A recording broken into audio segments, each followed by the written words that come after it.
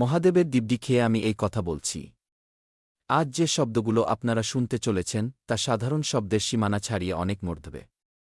এগুলো নিছক শব্দ নয়।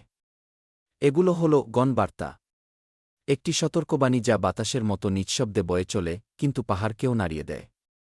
এটি আপনাকে ভয় দেখানোর জন্য তৈরি হয়নি, বরং জাগানোর জন্য তৈরি হয়েছে। আপনার ঘুমিয়ে থাকা স্বপ্নগুলোকে, আপনার ক্লান্ত হৃদয়কে এবং আপনার ভেতরে চাপা পড়ে থাকা সেই আগুনকে, যা বছরের পর বছর ধরে নিভে আছে বলে মনে হচ্ছে। যদি এই মুহূর্তে এই আওয়াজ আপনার কানে পৌঁছায়, তবে বুঝে নিন এটি কোনো সমাপতন বা কাকতালীয় ঘটনা নয়। এই ভিডিওটি এমনিতেই আপনার স্ক্রিনে ভেসে ওঠেনি। মহাবিশ্ব বা ব্রহ্মাণ্ড এটিকে আপনার চলার পথে এনে দিয়েছে।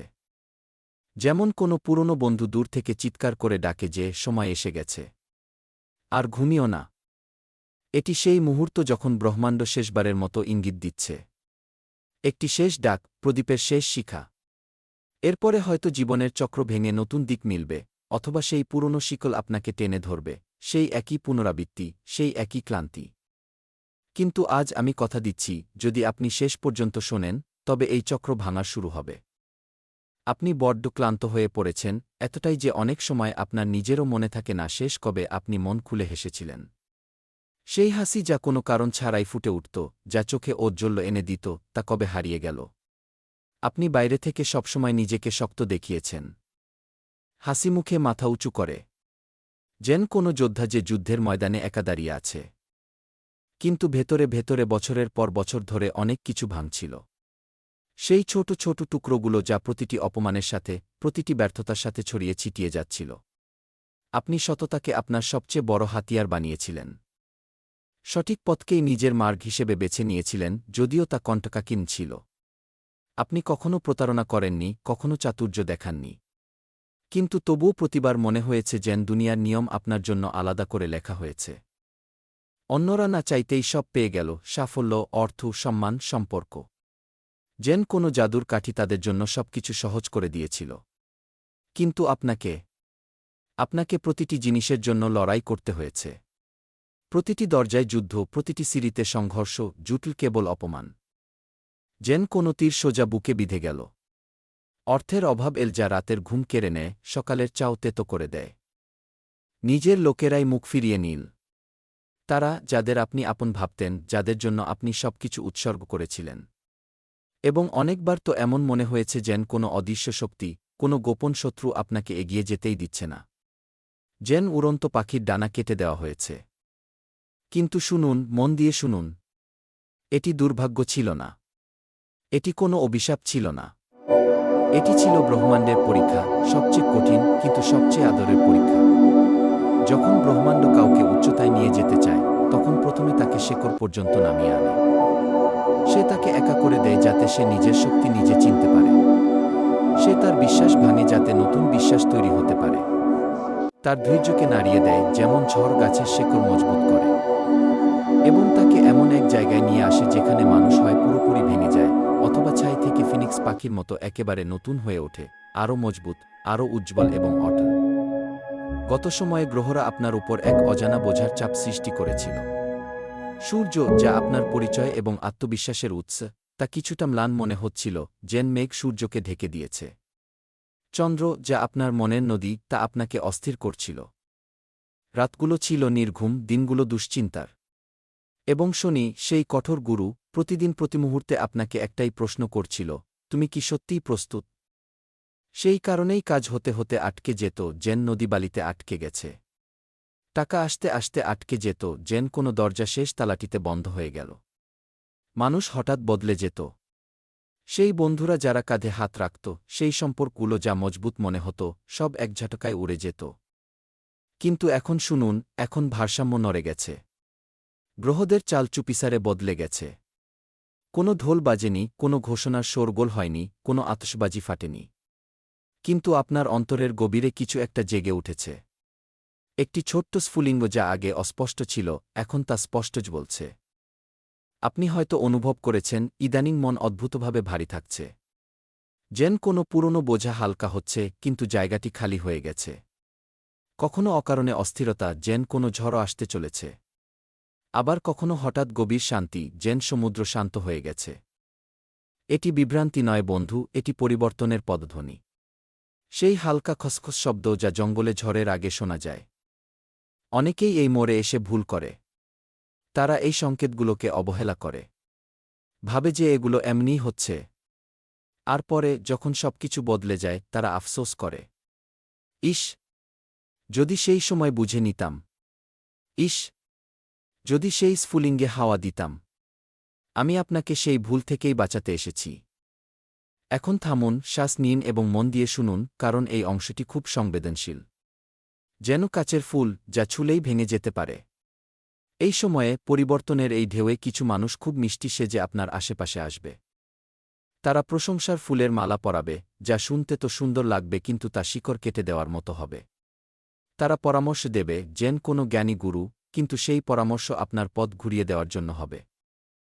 তারা আপনার প্রতি সহানুভূতির নাটক করবে, চোখের জল ফেলবে, কাঁধ এগিয়ে দেবে। কিন্তু মনে রাখবেন, ঈর্ষা সবসময় হাসি মুখেই আসে।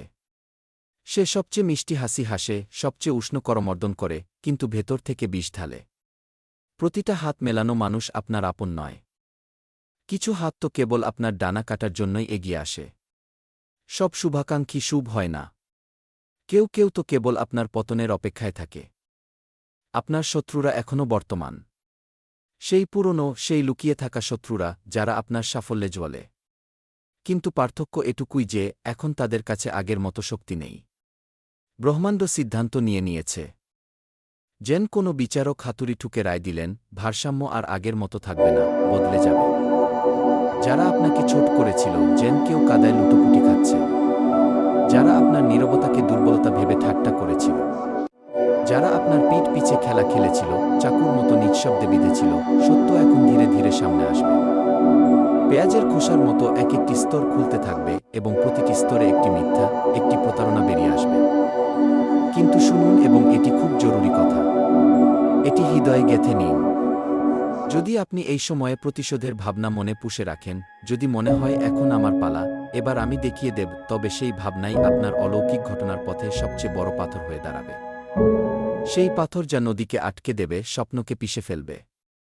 ন্যায়বিচার করা আপনার কাজ নয়। ন্যায়বিচার মহাদেব করবেন। মহাদেবের শৈলী এটাই। তিনি ত্রিশূল ওঠান সঠিক সময়ে, সঠিক জায়গায় এবং সঠিক তীব্রতায়। তার আঘাত কখনো তাড়াহুড়োর নয়, সর্বদা ন্যায়পরায়ণ। আপনাকে শুধু নিজের শক্তি বা ঊর্জাকে স্বচ্ছ রাখতে হবে। যেমন কোনো নদী যা পরিষ্কার জল নিয়ে বয়, আবর্জনাকে নিজেই ভাসিয়ে নিয়ে যায়। এখন এখানে একটি অত্যন্ত গভীর রহস্য আছে যা আমি কেবল তাদেরই বলছি যারা শেষ পর্যন্ত শুনছেন, যারা এই বার্তাটিকে নিজের করে নিয়েছেন। আগামী সময়ে আপনার জীবনে একটি ঘটনা ঘটবে। এমন ঘটনা যা বাইরে থেকে খুব সাধারণ মনে হবে, হয়তো একটি অজানা ফোন কল, একটি পুরনো চিঠি, কাকতালীয়ভাবে পাওয়া একটি বই বা ছোট্ট কোনো সাক্ষাৎ। মানুষ বলবে, এতে বিশেষ কি আছে? এত সাধারণ। কিন্তু সেই মুহূর্ত, সেই ছোট মোড়টি আপনার ভবিষ্যতের পুরো দিক নির্ধারণ করবে।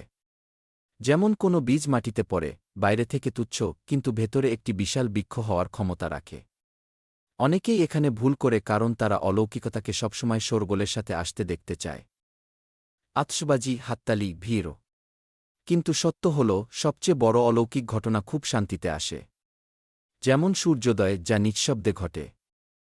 সেই সময় আপনার ভেতরে দুটি আওয়াজ প্রতিধ্বনিত হবে। প্রথম আওয়াজটি তীব্র হবে, ভীতিপ্রদ।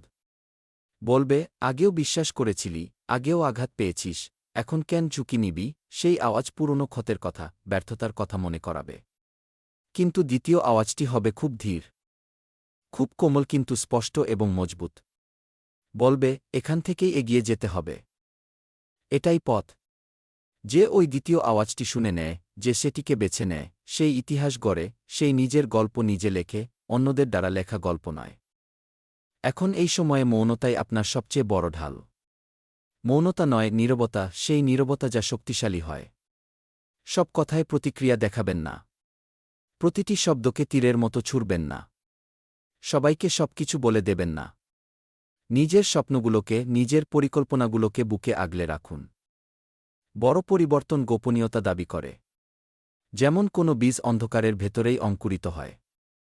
যদি এই বার্তাটি শোনার সময় আপনার ভেতরে হর হর মহাদেবের জয়ধ্বনি গজে ওঠে, যদি আপনার হৃদয় হর হর মহাদেব বলে চিৎকার করে, তবে বুঝে নিন আপনি সুরক্ষিত। মহাদেবের কৃপা আপনার ওপর আছে। তার ত্রিশূল আপনাকে রক্ষা করছে। আর যদি এই কথাগুলো আপনার হৃদয় স্পর্শ করে, যদি এই শব্দগুলো আপনার শিরায় প্রবাহিত হয়, তবে এই ভিডিওটি লাইক করা কেবল একটি ক্লিক নয়। এটি একটি সংকল্প, ব্রহ্মাণ্ডকে দেওয়া একটি সংকেত যে আমি প্রস্তুত। আমি পরিবর্তনের জন্য দাঁড়িয়ে আছি।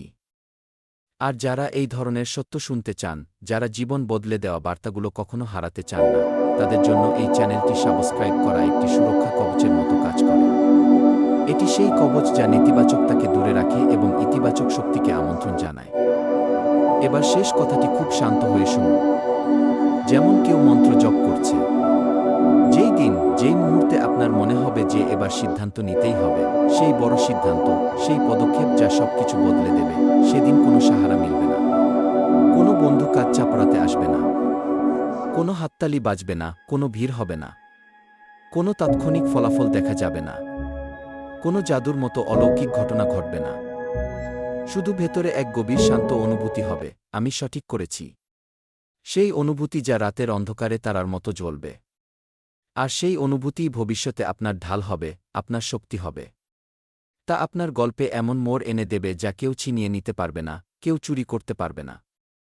কারণ বড় অলৌকিক ঘটনা কোনো বাহ্যিক ঘটনা নয়, কোনো বড় ধামাকা বা হঠাৎ ধনপ্রাপ্তি নয়।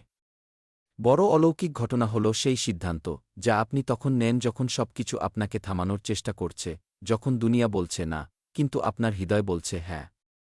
মহাদেবের দিব্যি যা এখন শুরু হয়ে গেছে তা অসম্পূর্ণ ছাড়া হবে না। এই যাত্রা পূর্ণ হবে। এই জ্যোতিষ বলতে থাকবে, হর হর মহাদেব।